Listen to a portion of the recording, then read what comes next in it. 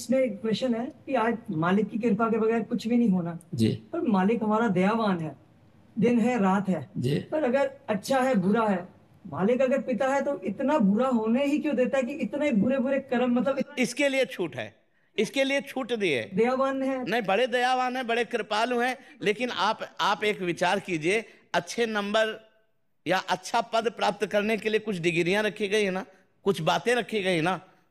तो हमारे लिए अच्छाई की सीमा रख दी गई। अब हम अच्छाई तक तो चल नहीं रहे और बुराई की तरफ चल रहे हैं, दोनों में स्वतंत्र रखा गया है। अब उसने क्यों स्वतंत्र किया, ये प्रश्न हम नहीं कर सकते। उसने दोनों के लिए तुम्हें स्वतंत्र किया है। तुम अच्छाई से अच्छाई करके उत्तम से उत्तम देवता ब्रह्मलोक तक, तपलोक, महालोक, जनलोक, सत्यलोक, वैकुंठ लोक, जहां चाहो वहां जा सकते हो। लेकिन आप क्यों बुराई की तरफ जाते हो? छूट उसने दोनों की दी है। आप बुरे से बुरा कर सकते हो, वो नहीं रोकेगा। आप अच्छे से अच्छा कर सकते हो, वो नहीं रोकेगा। दोनों के लिए आपको छूट दे दी गई है। अब ये कह दो कि वो दयालु है तो बुराई बनाई ही क्यों, ऐसा नहीं हो सकता। सीमा एक जैसे मालिक की खेल है। सीमा तो है, जब ज्यादा बुराई करोगे तो तुम्हारा विनाश कर देगा, ये सीमा है।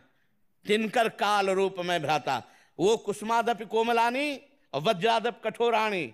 वो कुसुम से भी कोमल है और वज्र से भी कठोर है। तो भगवान केवल दयावान ही नहीं है, भगवान काल रूप भी है, सर्व विनाशकारी भी है। आप देखो ना, क्षमा कर देते रावण को, क्षमा किया, काट के फेंक दिया। क्षमा कर देते कंस को, क्षमा किया, मार के फेंक दिया, मिट्टी में मिला दिया। पर मिला करके फिर भी परम पद दिया। इसीलिए उनको परम दयालु कहते हैं कि काट करके भी परम पद दिया। उनका कृपा का जो स्वरूप है वो दो रूप में है, एक वज्रादपि कठोराणी, वज्र से भी कठोर। तो हम ये समझते हैं उसका हर विधान मंगलमय है, उसका हर कार्य मंगलमय है, और हमारा हर कार्य माया जनित है।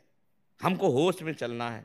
नहीं, हम वो विधाता, जैसे देखो आप अच्छे कर्म करते हैं, जब हमारे बच्चे खेल में, तो प्रधानमंत्री उनसे बात करते हैं, लेकिन वही जब गलत काम करता है तो न्यायाधीश उसे फांसी दे देता है। कष्ट तो हमारे कर्म हमको दंड और पुरस्कार दिलाते हैं। परमात्मा ने कानून बना दिया, परमात्मा ने आपको छोड़ दिया कर्म करने के लिए।